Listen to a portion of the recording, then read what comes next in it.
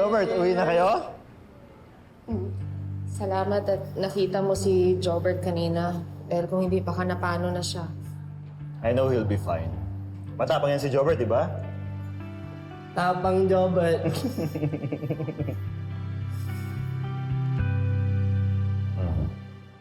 Ba't ka nangingiti? Wala lang. Come on, tell me. Dami kasing nangyari ngayong araw na to. Pero for some reason, hindi ganun kabigat yung nararamdaman ko. Salamat na pala ha. Nag-inyaya ka kay Jobert kanina. Kahit sandali lang. Joke. Alam mo, minsan kasi, kailangan mo lang aminin dyan sa sarili mo na kailangan mo ng tulong. Alam ko naman na si Miss Astig ka. Pero, napapagod ka rin naman, di ba? Tama ka. Ganito pala yung pakiramdam na may karamay sa mga pasan ko. Yung hindi ko kailangan humingi ng tulong dahil kusa lang binibigay dahil sa kabutihan ng loob. Kahit hindi halata.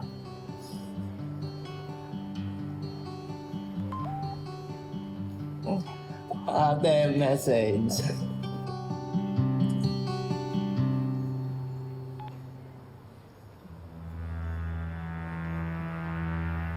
May message ako galing kay Edward. Gusto daw niya makipag-usap. Go, kausapin mo. Importante yun. Alam mo ba kung tungkol saan to? May idea na ako pero ayoko naman siyang pangunahan.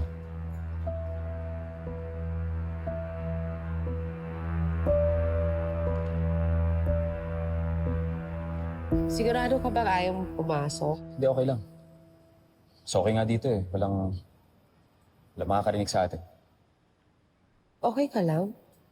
Parang hindi. Sorry. Lata ba?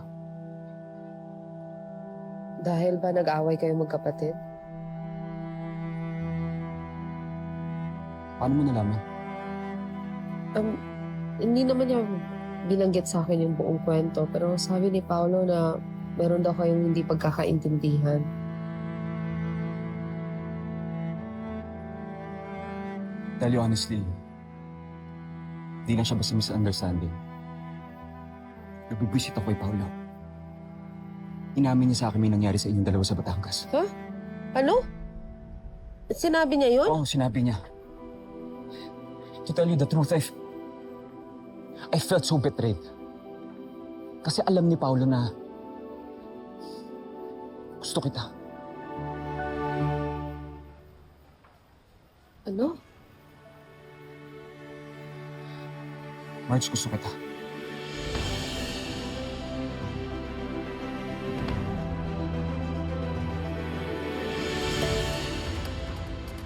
Edward, seryoso ka ba?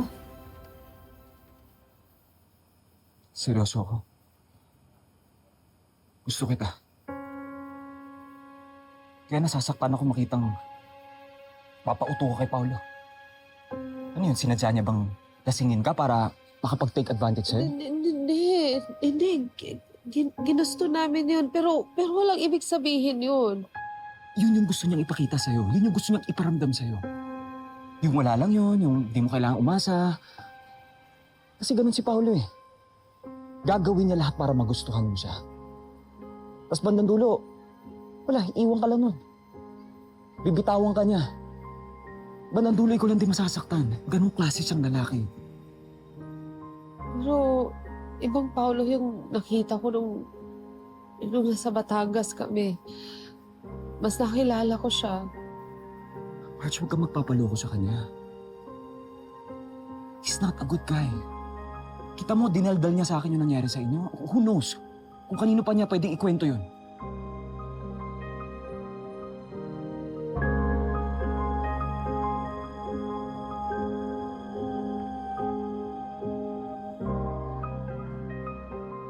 Pero ako, seryoso ako sa'yo. Seryoso ako sa nararamdaman ko para sa'yo. Aalagaan kita.